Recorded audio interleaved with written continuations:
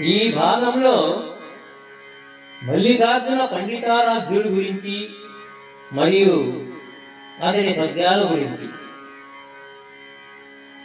మల్లికార్జున పండితారాధ్యుడు శివ కవిత్రయములో ఒకరు. వీరు కవి మల్లునిగా ప్రసిద్ధి చెందిన నన్నెచోడుడు, పాల్కురికి సోమనాథుడు, మల్లికార్జున పండితారాధ్యుడు శివ కవిత్రయం అనబడినారు. పండితారాధ్యుడు వీరశైవాచార్యులుగా, వీరశైవ కవీశ్వరులుగా ప్రసిద్ధి చెందినారు.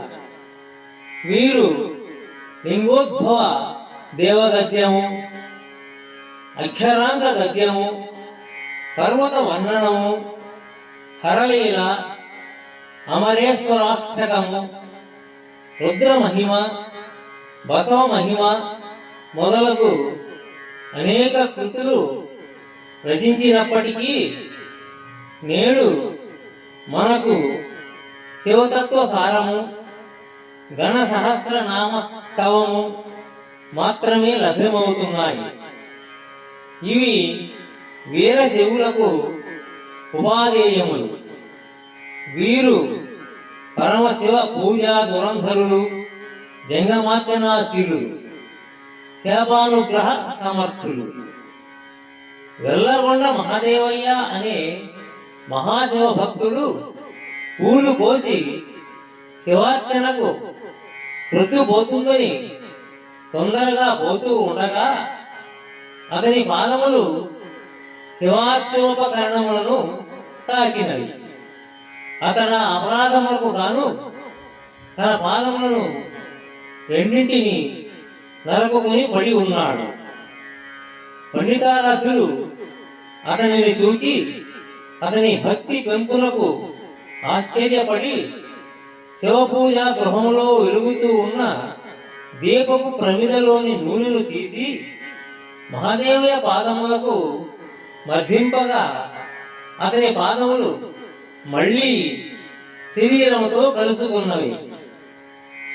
వెలనాటి చోళుడు తన బౌద్ధ గురువును పండితారాధ్యుడు సంహరించిన దోషములకు గాను అతనిని దండింప కూరుకున్నాడు.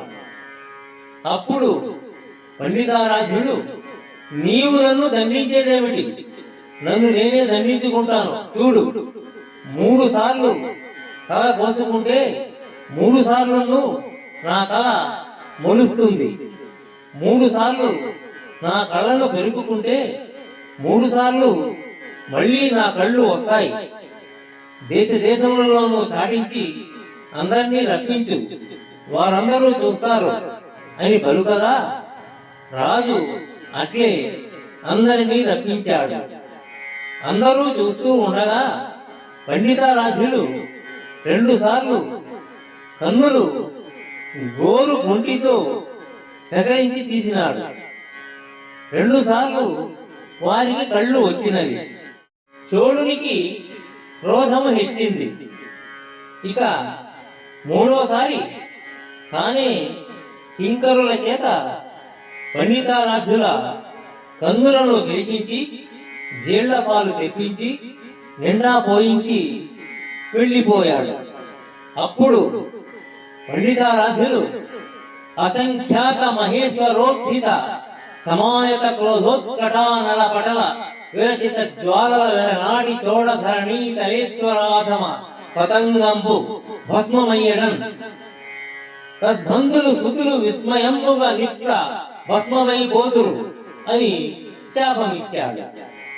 వెలనాటి చోళుని వంశము శాపం ప్రకారము నాశనము పొందినది. ఇవి ఎంత యథార్థాలో తెలియదు. వీటిని వీరశైవులు విశ్వసిస్తారు. అందువలననే వీరిని శాపానుగ్రహ సమర్థులుగా తలచుతారు.